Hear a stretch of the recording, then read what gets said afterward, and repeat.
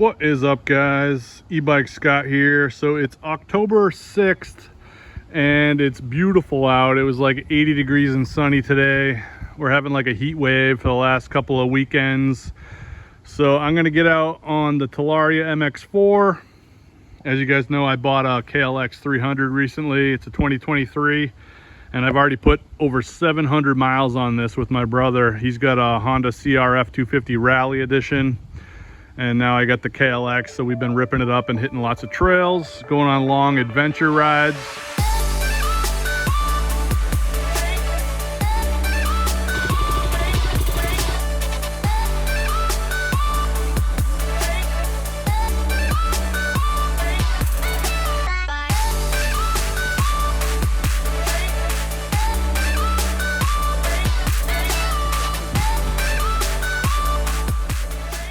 But I've been neglecting the MX4. So today it's nice out.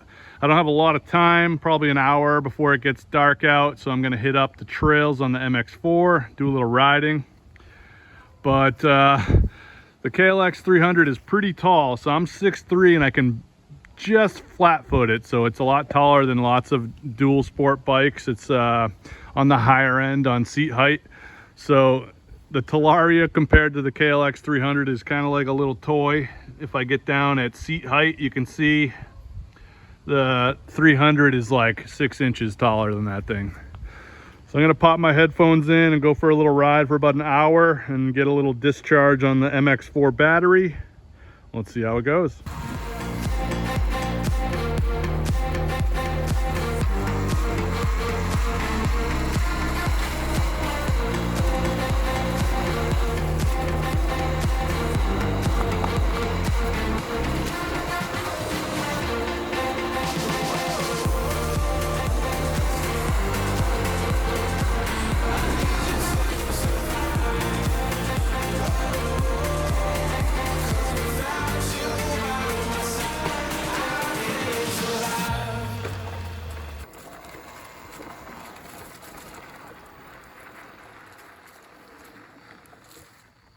Man, I have to say, there's a reason for the Talaria.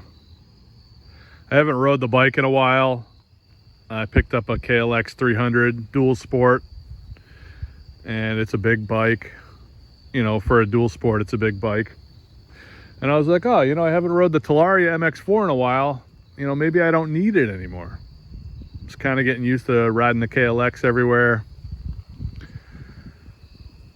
Kind of neglected the MX4. Today I get out and ride because I don't have a lot of time, so I hit the trails, quick little 30-minute ride, and within 10 seconds of getting on the Talaria MX4, I immediately have a grin on my face, and I know that this thing is in a category of its own.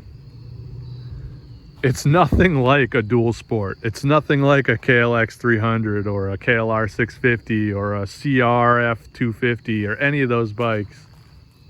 It's in a category of its own. This thing is so agile. It's so nimble. It's so torquey off the line that it's kind of fun to play around with. It's almost like a little pit bike compared to a real dual sport on off-road legal motorcycle.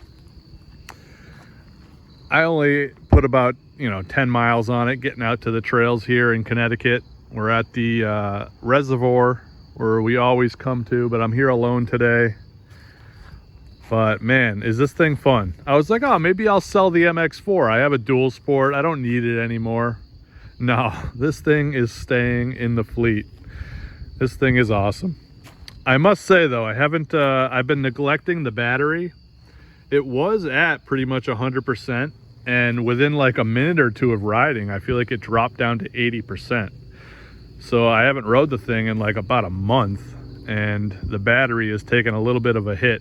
So this thing's getting on almost 2 years old. Let me check the date code here. So this bike is from 7/23. So it's officially 2 years old. So it's October 25. So this thing is 2 years and 2 months old, and I've hit about 1,250 miles on the bike. and I am just loving it. I haven't had to do anything. I mean, I put Luna riser bars on it because I wanted to, because I'm tall. I put a new seat on it. I've actually bought 2 seats. I got the Luna Gator seat, which sucked, and then I bought this China one that was really expensive. It's 150 bucks, and it's hard as a rock, but it's built solid and it raises you up about 2 inches. Other than that, I haven't done anything. My rear tire is getting kind of bald. Probably need to do brake pads soon. But other than that, the thing's bulletproof. Haven't done anything to this bike. You saw in my last video, I tried to get the peg lowering brackets in, and I ordered them on eBay and they were wrong, so that didn't really help. And yeah, looking at my brake pads are pretty smoked. So I'm gonna have to do brake pads next. So I'm gonna get another pair of those Ink Sky brake pads that I put on Anna's bike, put them on mine. But other than that, I've had 1,250 miles of pretty much maintenance-free fun. Did 1 oil change, and now we got to put $20 brake pads on. These things are pretty sweet. The one thing I did, I bought the KLX 300 so I could ride with my brother Ben, so we can go on long rides. So I do have the Zero motorcycle, but when you have an electric bike, you have this thing called range anxiety, which is a real thing. So when you have an electric bike, say you can go 50 or 60 miles, your battery's completely dead. You either need to bring a charger with you and plug in and charge for 5 to 6 hours, or you need to charge overnight. There's no fast charging. You can charge fast on a Zero, but it costs like 600 bucks to get a 240 volt charger. And you still can't even plug into an actual car charger without some special adapters and like resistors and things. So when you have range anxiety, it's just better off to get a gas bike. Because even last weekend, me and Ben rode out in New Hampshire. We put about 165 miles on the bikes. And my KLX 300 only has a 2-gallon tank. His has 2.7 gallons on the Honda. So my gas light came on and we were 27 miles from a gas station. Luckily, we were able to get to the gas station before my bike ran out, but the whole time my light was blinking, the fuel light was blinking. I was getting a little worried, I'm not gonna lie. So range anxiety is a real thing, and it's something you gotta worry about if you're looking at going on long rides. But there's definitely a spot in the fleet for a Talaria. If you have a dual sport and you're not sure, just pick one of these things up. They're so fun, they're so torquey off the line, and it's just good to get out and rip when you don't want to put on all the gear, you know, the gloves, the chest protector, the jacket, you know, and just go all out. This is just fun. And then when nobody's looking, you don't have to completely stop at all the stoplights when you're in the middle of nowhere like you do on a legal bike. So these things are sweet. I was like, oh, maybe I'll sell it. I'm never gonna sell this thing. I love this bike. It's already paid for itself.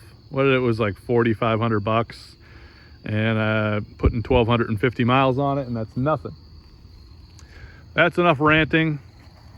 I'm out here on the trails. I'm gonna go enjoy it. All right, it's getting dark out. We're at 63%, and I'm gonna hit the trail up here. I got headphones in, so I'm probably talking abnormally loud. But watch how tight this trail is. It gets insanely tight. And it's getting dark out, so it's like pretty sketchy in this trail. Look at how tight it is.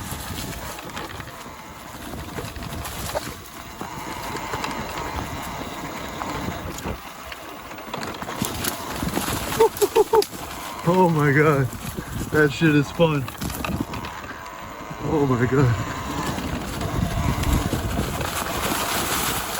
Oh, log down. One-handed riding, I gotta take it easy. Can't be wheeling over things with one hand. I'm not that skilled. Oh, we gotta go this way and this way.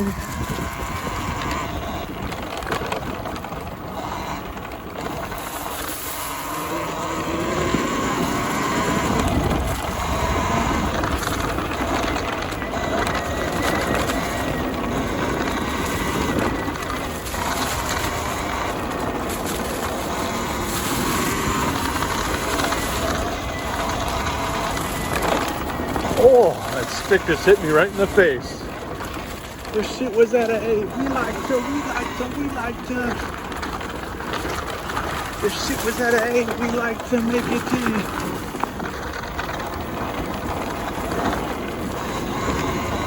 True. Oh! I almost just went down one-handed. Holy crap.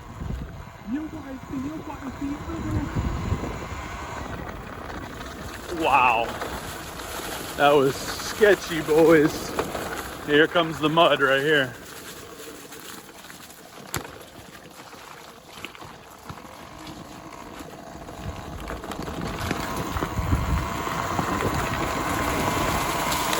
Voila! Ta-da!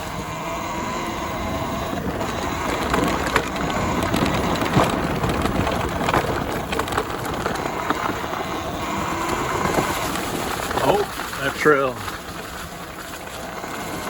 looks like can't go that way. But miss making a man.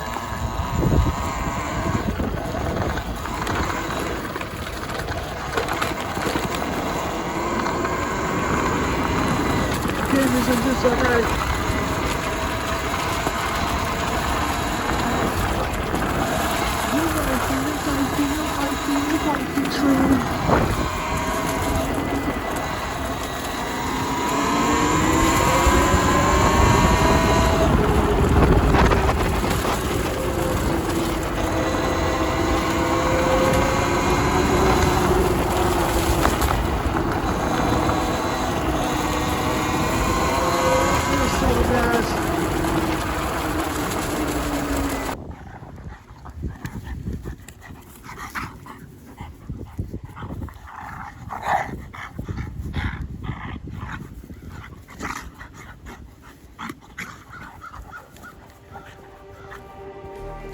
Just like the street lights lit this town, like a fire in a blaze, gotta burn it down.